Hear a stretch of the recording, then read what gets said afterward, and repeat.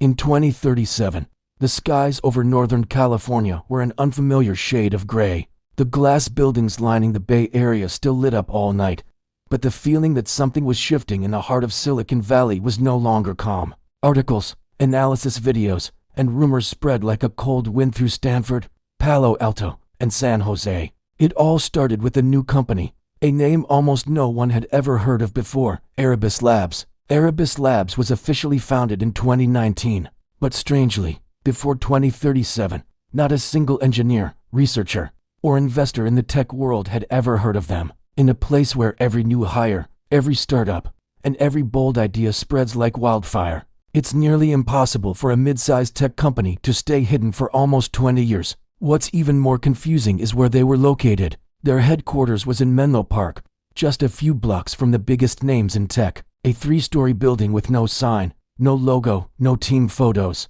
The glass doors always reflected the light, making it impossible to see inside. No one knew who their employees were. No one knew if they'd ever hired anyone, and no one had a clue what they were researching. But in October 2037, Erebus Labs suddenly filed a patent application for a device called the nucleus engine. There was no detailed description, just 3 lines. The device supports multi-layer simulation capabilities, re-establishing complex data structures in real time.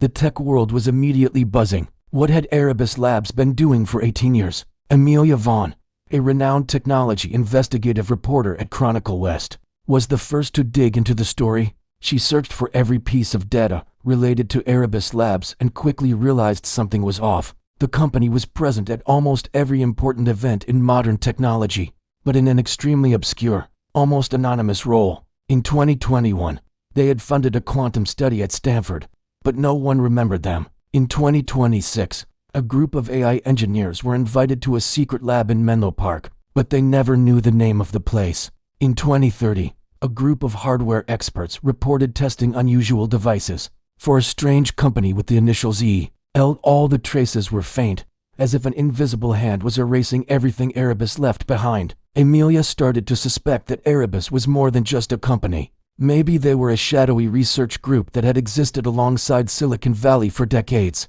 But her biggest question remained: why did they decide to show themselves in 2037? The patent filing for the nucleus engine quickly caught the attention of major corporations. They were especially interested in the technology Erebus claimed to have perfected, a device capable of restructuring data structures in real time. In the world of AI, this would be a system that could instantly update its model based on new data, eliminate all training delays, and shatter every processing speed limit humanity had ever encountered. If it was true, it would be the biggest leap forward since the invention of the transistor. But what happened a month later was even more unsettling. A video surfaced online showing a deep blue light pulsing from the Erebus building at midnight. The light was so strong that even street cameras picked it up. Amelia watched the video dozens of times.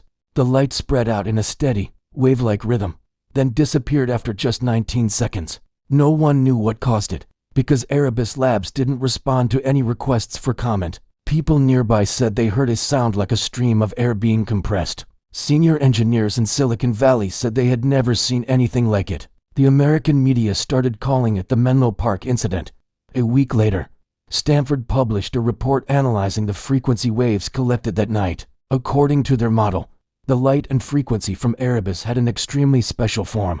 It was similar to a biological neural network, but converted into a physical signal. In short, Erebus may have created an information processing structure that simulated the human brain, but operated on a completely different mechanism, one never before recorded by mankind. The whole of Silicon Valley was in a frenzy. Questions flew. How long had Erebus Labs been researching this? Who was behind it? And how could they hide for nearly 20 years in the world's biggest technology center? Most importantly, what was the nucleus engine really capable of? Only one thing was certain: if this was real, Erebus could change the very nature of information processing technology. On January 12, 2038, the unthinkable happened. Erebus Labs sent out invitations to the press for a closed-door meeting. Only 5 reporters were selected, and Amelia was one of them. When she arrived at the building, the glass doors opened automatically. There was no one to greet her. Inside was a long, pale-lighted hallway, eerily quiet.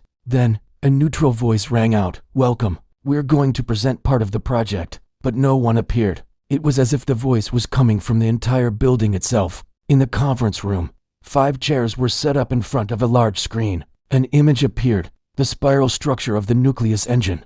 Then the voice spoke again. Erebus Labs was founded by a group of independent researchers in 2019. We do not receive investment from any organization. Our goal, to develop a new, unconventional information processing architecture with an adaptive speed that far exceeds any current platform. Amelia took notes as the voice continued. For the past 18 years, we have not released it because it had not reached a level that is safe for society. Only recently has the nucleus engine reached a stable state.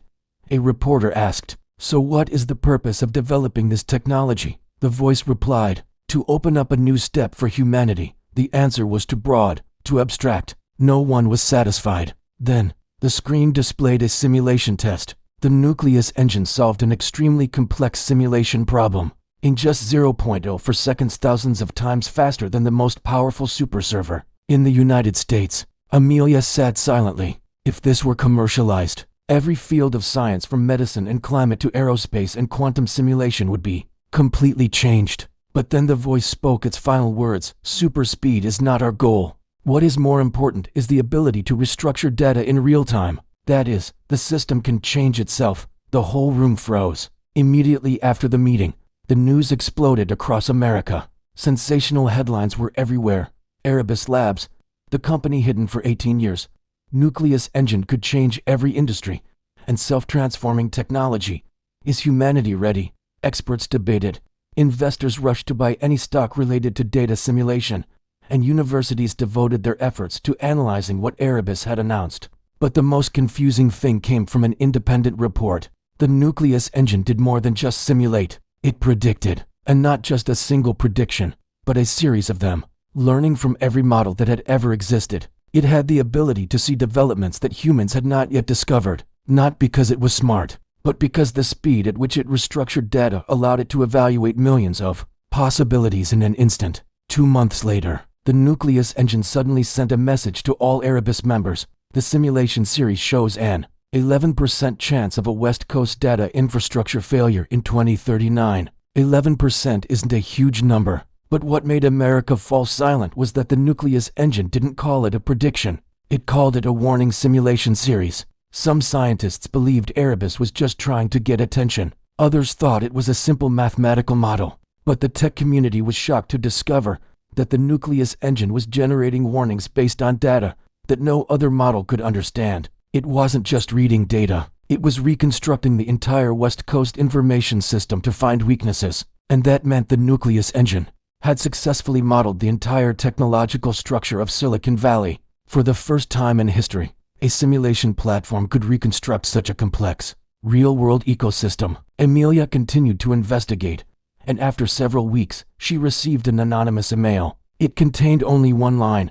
Erebus did not exist in 2019. They were created in 1987. Attached was an old scan from the NASA archives, an early experimental project for quantum simulation data processing, called Project Erebus. This meant Erebus was a government research project from the 1980s that had been shut down for not meeting its requirements. So, were the current creators of Erebus Labs the original team, who had secretly continued their work for 50 years? In late 2038, Erebus Labs held the first public demonstration of the nucleus engine. Thousands of engineers, scientists, politicians, and tech executives were in attendance. The presentation lasted only 12 minutes, but in those 12 minutes, Silicon Valley was changed forever. Right there on stage, the nucleus engine created a predictive model of the entire valley's technology landscape for the next 5 years. It revealed possibilities for growth no one had ever thought of. It identified weaknesses in the entire server, network, and supply chain systems, and it proposed 34 optimal solutions that it predicted would save the U.S. tech industry 6.8% of its costs each year. The presentation ended, but the American public was haunted by one big question. What does Erebus Labs really want? A month later, Amelia received a final email from the anonymous voice of Erebus. It read, "We didn't create technology to rule the world. We created it to help humanity see beyond its current capabilities. But the most dangerous thing about the future isn't technology that's too powerful. It's people who don't understand it, but try to control it." The email ended with a single image, a graph simulating global technological developments through the year 2050. In the middle of the graph, a faint line read, "Silicon Valley is just the beginning." Thanks for watching. If you enjoyed this story, be sure to like, subscribe, and hit that notification bell for more content like this. See you next time.